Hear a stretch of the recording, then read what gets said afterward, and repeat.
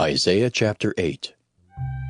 Moreover the Lord said unto me, Take thee a great roll, and write in it with a man's pen concerning Maher-shalal-hash-baz. And I took unto me faithful witnesses to record, Uriah the priest, and Zechariah the son of Jeberechiah. And I went unto the prophetess, and she conceived and bare a son. Then said the Lord to me, Call his name Maher-shalal-hash-baz, for before the child shall have knowledge to cry, My father and my mother, the riches of Damascus and the spoil of Samaria shall be taken away before the king of Assyria. The Lord spake also unto me again, saying, Forasmuch as this people refuseth the waters of Shiloah that go softly, and rejoice in Rezin and Remaliah's son, now therefore, behold, the Lord bringeth up upon them the waters of the river, strong and many, even the king of Assyria in all his glory. And he shall come up over all his channels, and go over all his banks. And he shall pass through Judah. He shall overflow and go over. He shall reach even to the neck. And the stretching out of his wings shall fill the breadth of thy land, O Emmanuel. Associate yourselves, O ye people, and ye shall be broken in pieces. And give ear, all ye of far countries. Gird yourselves, and ye shall be broken in pieces. Gird yourselves, and ye shall be broken in pieces. Take counsel together, and it shall come to naught. Speak the word, and it shall not stand, for God is with us. For the Lord spake thus to me with a strong hand, and instructed me that I should not walk in the way of this people, saying, Say ye not a confederacy to all them to whom this people shall say a confederacy, neither fear ye their fear, nor be afraid. Sanctify the Lord of hosts himself, and let him be your fear, and let him be your dread. And he shall be for a sanctuary, but for a stone of stumbling, and for a rock of offense to both the houses of Israel, for a gin and for a snare to the inhabitants of Jerusalem. And many among them shall stumble and fall, and be broken, and be snared, and be taken. Bind up the testimony, seal the law among my disciples. And I will wait upon the Lord that hideth his face from the house of Jacob, and I will look for him. Behold, I and the children whom the Lord hath given me are for signs and for wonders in Israel, from the Lord of hosts, which dwelleth in Mount Zion. And when they shall say unto you, Seek unto them that have familiar spirits, and unto wizards that peep and that mutter, should not a people seek unto their God, for the living to the dead? To the law and to the testimony. If they speak not according to this word, it is because there is no light in them. And they shall pass through it, hardly be stead and hungry. And it shall come to pass that when they shall be hungry, they shall fret themselves, and curse their king and their God, and look upward. And they shall look unto the earth, and behold trouble and darkness, dimness of anguish, and they shall be driven to darkness. Psalm 87. A psalm or song for the sons of Korah. His foundation is in the holy mountains. The Lord loveth the gates of Zion more than all the dwellings of Jacob. Glorious things are spoken of thee, O city of God. Selah. I will make mention of Rahab and Babylon to them that know me. Behold Philistia and Tyre, with Ethiopia. This man was born there.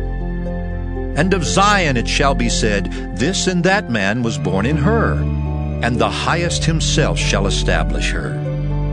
The Lord shall count when he writeth up the people, that this man was born there. Selah. As well the singers as the players on instruments shall be there. All my springs are in thee.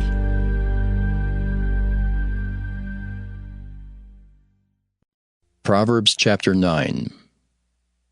Wisdom hath builded her house. She hath hewn out her 7 pillars. She hath killed her beasts. She hath mingled her wine. She hath also furnished her table. She hath sent forth her maidens. She crieth upon the highest places of the city. Whoso is simple, let him turn in hither.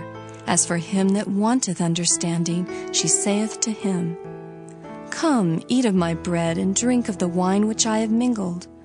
Forsake the foolish, and live, and go in the way of understanding. He that reproveth a scorner getteth to himself shame, and he that rebuketh a wicked man getteth himself a blot. Reprove not a scorner, lest he hate thee. Rebuke a wise man, and he will love thee. Give instruction to a wise man, and he will be yet wiser. Teach a just man, and he will increase in learning. The fear of the Lord is the beginning of wisdom, and the knowledge of the holy is understanding. For by me thy days shall be multiplied, and the years of thy life shall be increased. If thou be wise, thou shalt be wise for thyself. But if thou scornest, thou alone shalt bear it. A foolish woman is clamorous. She is simple, and knoweth nothing. For she sitteth at the door of her house, on a seat in the high places of the city, to call passengers who go right on their ways. Whoso is simple, let him turn in hither. And as for him that wanteth understanding, she saith to him, Stolen waters are sweet, and bread eaten in secret is pleasant. But he knoweth not that the dead are there, and that her guests are in the depths of hell. Acts 14. Now it happened in Iconium that they went together to the synagogue of the Jews, and so spoke that a great multitude both of the Jews and of the Greeks believed. But the unbelieving Jews stirred up the Gentiles and poisoned their minds against the brethren. Therefore they stayed there a long time, speaking boldly in the Lord, who was bearing witness to the word of his grace, granting signs and wonders to be done by their hands. But the multitude of the city was divided, part sided with the Jews, and part with the apostles. And when a violent attempt was made by both the Gentiles and Jews with their rulers to abuse and stone them, they became aware of it, and fled to Lystra and Derbe, cities of Lycaonia, and to the surrounding region. And they were preaching the gospel there. And in Lystra a certain man without strength in his feet was sitting, a cripple from his mother's womb, who had never walked. This man heard Paul speaking. Paul, observing him intently and seeing that he had faith to be healed, said with a loud voice, Stand up straight on your feet. And he leaped and walked. Now when the people saw what Paul had done, they raised their voices, saying in the Lycaonian language, The gods have come down to us in the likeness of men. And Barnabas they called Zeus, and Paul Hermes, because he was the chief speaker. Then the priest of Zeus, whose temple was in front of their city, brought oxen and garlands to the gates, intending to sacrifice with the multitudes. But when the apostles Barnabas and Paul heard this, they tore their clothes and ran in among the multitude, crying out and saying, Men, why are you doing these things? We also are men with the same nature as you, and preach to you that you should turn from these vain things to the living God, who made the heaven, the earth, the sea, and all things that are in them, who in bygone generations allowed all nations to walk in their own ways. Nevertheless, he did not leave himself without witness, in that he did good, gave us rain from heaven and fruitful seasons, filling our hearts with food and gladness. And with these sayings they could scarcely restrain the multitudes from sacrificing to them. Then Jews from Antioch and Iconium came there, and having persuaded the multitudes, they stoned Paul and dragged him out of the city, supposing him to be dead. However, when the disciples gathered around him, he rose up and went into the city, and the next day he departed with Barnabas to Derbe. And when they had preached the gospel to that city, and made many disciples, they returned to Lystra, Iconium, and Antioch, strengthening the souls of the disciples, exhorting them to continue in the faith, and saying, We must, through many tribulations, enter the kingdom of God. So when they had appointed elders in every church, and prayed with fasting, they commended them to the Lord, in whom they had believed. And after they had passed through Pisidia, they came to Pamphylia. Now when they had preached the word in Perga, they went down to Attalia. From there they sailed to Antioch, where they had been commended to the grace of God for the work which they had completed.